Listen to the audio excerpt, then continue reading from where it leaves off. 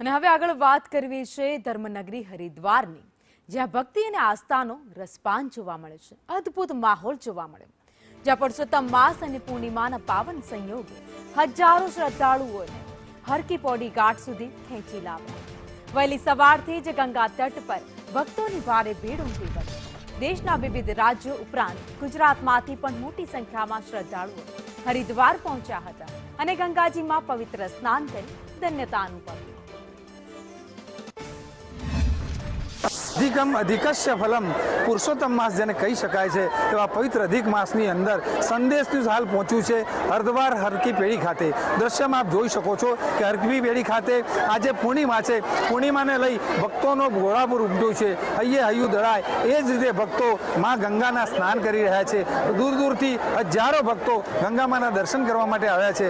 અધિક માસની અંદર જ્યારે અધિક ફળ મળતું હોય છે ત્યારે ભક્તો ક્યારે પણ આ પ્રકારનો લાવો ચૂકતા નથી. ગુજરાતથી પણ અસંખ્ય જે ભક્તો છે એ ભક્તો અહીંયા માં ગંગાના દર્શન કરી સ્નાન કરી અને પાવન થયા છે. ત્યારે કેટલાક ગુજરાતના ભક્તો આપણી સાથે એમને પૂછીશું. તમને પૂછવા માંગીશ, આપ ગુજરાતથી આવ્યા છો, બરાબર? કયા ગામથી આવ્યા છો અને અહીંયા હરિદ્વાર અધિક માસની અંદર શું મહત્વ છે?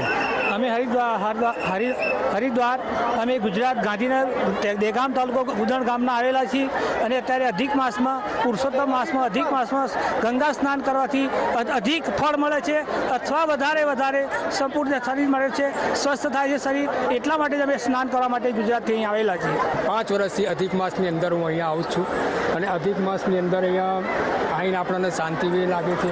હરકી પોળીનું મહત્વ એવું છે કે અહીંયા જે ગંગા સ્નાન કરવાથી તે મોક્ષને પામે છે એવું મારું માન્યતા છે. અને અહીંયા આવીને મને બહુ ખુશી અને સારું લાગે છે. અહીંયા અધિક માસની આજે પૂર્ણિમા છે અને પૂર્ણિમામાં ગંગાજીના સ્નાનનું ખૂબ જ મહત્ત્વ લખેલું છે.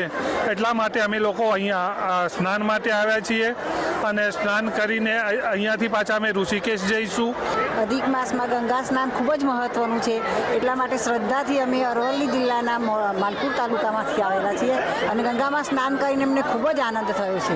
હું આજે પહેલી વખત આવી છું અને અહીંયા આવીને મને બહુ જ સુકૂન મળ્યો છે, પીસ મળ્યો છે અને હું બધાને કહીશ કે તમે બી આવો ગંગા કિનારે અને તમે બી સ્નાન કરો. લાખો ભક્તો માં ગંગાના સ્નાન કરવા માટે હરકી પેઢી ઉપસ્થિત રહ્યા છે.